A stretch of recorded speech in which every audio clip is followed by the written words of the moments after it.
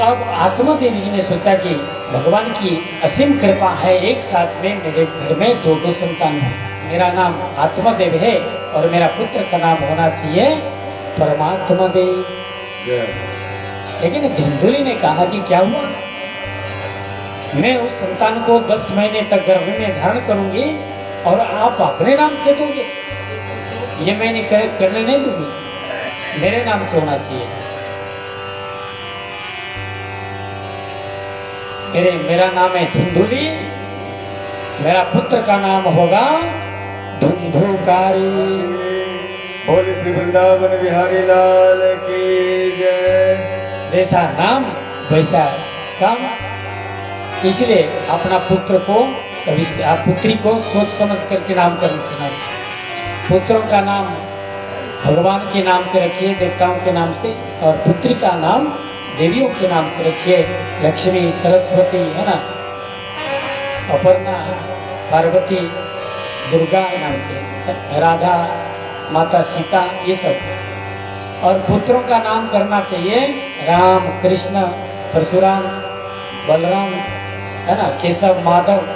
एक ही गांव में गए थे, यादवों का गांव है सिंघियान, उस गांव से फर्स्ट से लास्ट तक जितने आदमी है सब भगवान के नाम से, सारे देवता उसी वहीं पर, भगवान के हजारों नाम, 1000 घर में हमने पाया। तो भगवान के नाम से अपना संतानों का नामकरण करना चाहिए, कुछ नहीं। अगर जब आप पुत्र का नाम लोगे, भगवान का भजन तो हो जाएगा, और जो पुत्र सुनेगा भगवान का नाम, उसके मन में भी संस्कार पड़ेगा कि भगवान के नाम से मेरा नाम है, भगवान के गुण संस्कार उसमें आएंगे।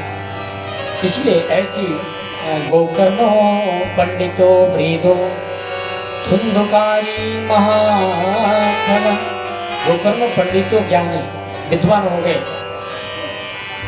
और धुंधुकारी जो था महाखल, खल माने कपटी, पापी, दुराचारी।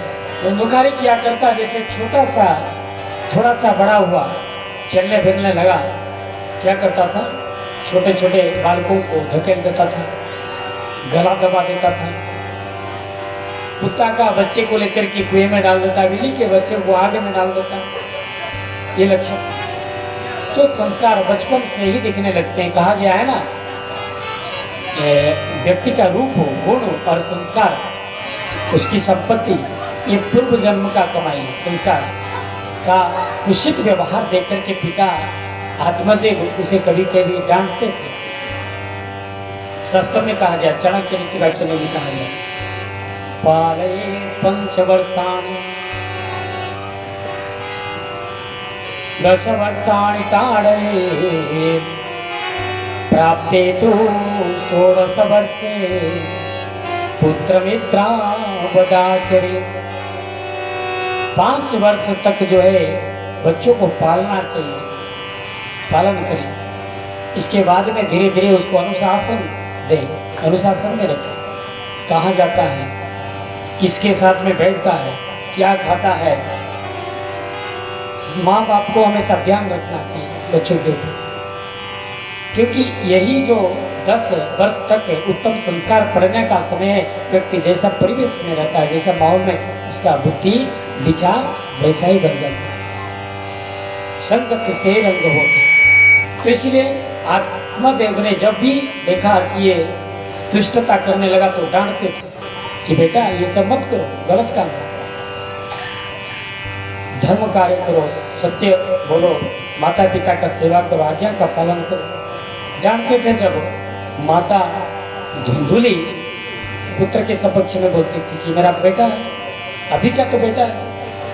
धीरे धीरे धुंधुकारी क्या किया, जब पिताजी कमा करके कर्म कांड पूजा पाठ करके कुछ कमा करके लाते थे, और ये जो बेटा क्या करता था, तो पिताजी का पकड़ से चोरी करके ले जाता था। तो आत्मदेव एक दिन ही धुंधुकारी को डांटे, एक ठो डंडा लेकर के पीटने लगे। माता धुंधुकारी आई, बोले कि आप ही बेटा को क्यों मारते हो, ये छोटा बच्चा है, अभी तुम्ही ने तो बिगाड़ के रखा है इसको। तो माता बोलती, धन क्या करोगे, किसके लिए कमाए हो, उसी के लिए तो इतना धन कमाए हो। फिर तो आत्मदेव कुछ नहीं बोल पाते। धीरे धीरे वो बेटा इतना बिगड़ गया, दारू पीना शुरू कर दिया। लगी तो माता को पिटाई कर दिया। अब माता को सोचने लगी कि मैं ही इसका ज़्यादा जो है सपोर्ट किया था, आज ये मेरे ऊपर हावी हो रहा है। धीरे धीरे जब दारू पीने के लिए पैसा घर से नहीं देने लगा पिताजी माता श्री, तो वो लोग चोरी करने लगा।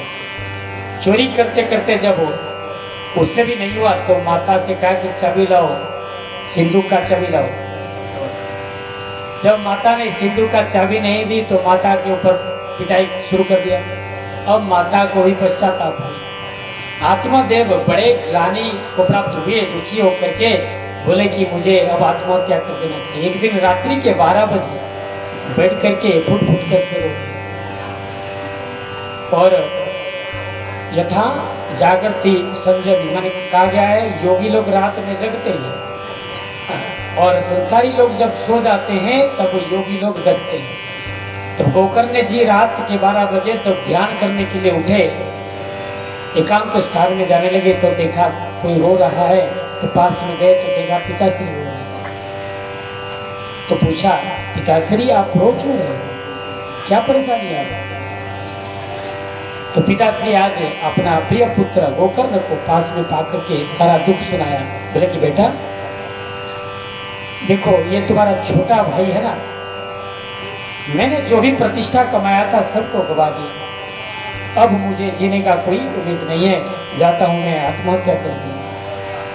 तब गोकर्ण जी ने पिता को समझाया कि बोले पिताश्री आप ही ने मुझे वेद पढ़ाया है, मैंने शास्त्रों का अध्ययन किया है और शास्त्र में लिखा है कि आत्महत्या करना बहुत बड़ा पाप है।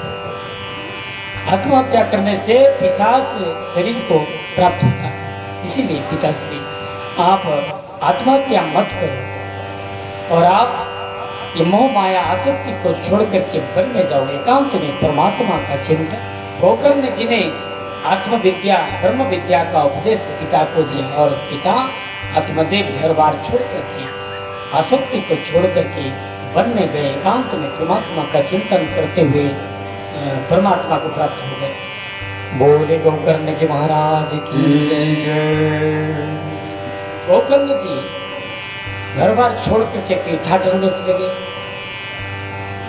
धुंधुकारी अपना माता को जब पिटाई करने लगा, देखा कि भाई भी छोड़ के चला गया, पिता भी छोड़ के चला गया, अब तो मुझे शासन करने वाला कोई नहीं है, तो माता के ऊपर वहां शासन करना शुरू कर दिया। माता एक दिन कुपित होकर के दुखी होकर के गई कुएं में छलांग लगा दिया और आत्महत्या कर। धुंधुकारी ने सोचा कि अब तो मुझे कोई शासन करने वाला नहीं, कोई बोलने वाला नहीं है। उसने क्या किया, 5 वेश्याओं को ला करके अपना घर में रखा और जाकर के रात के संध्या के समय कृपाण लेकर के तलवार लेकर के जाता, जो पति के लोग रास्ते में जाते थे उनको लूटता था और उस धन को ला करके अपने 5 पत्नियों को देता था। यहाँ पर 5 पत्नी माने वेश्या है, 5 विषय माने 5 इंद्रियां। धुंधुकारी ये वेश्याओं के पराधीन हो गया और चोर लूट करके धन लाता था, उन्हीं को पालता था। अंत में ये वेश्याओं ने सोचा इसके पास में रहेंगे तो अंत में राजा एक दिन इनको पकड़ेगा, साथ में हम लोग भी बंदी जेल में जाएंगे, इसलिए हमें जल्दी से इसको छोड़ के चला जाना चाहिए। 5 वेश्याओं ने आपस में बात की। एक दिन संध्या के रात्रि के समय जब धुंधुकारी सो रहा था, उस समय ये 5 वेश्याओं ने लोहे का सावल उठाया और धुंधुकारी के गले में दबा करके मारने का प्रयास किया। जब धुंधुकारी नहीं मरा, जो मरा, तो अंत में ये 5 वेश्याओं ने अग्नि अंगार ला करके उसके मुख में डाला, जलते हुए अंगार।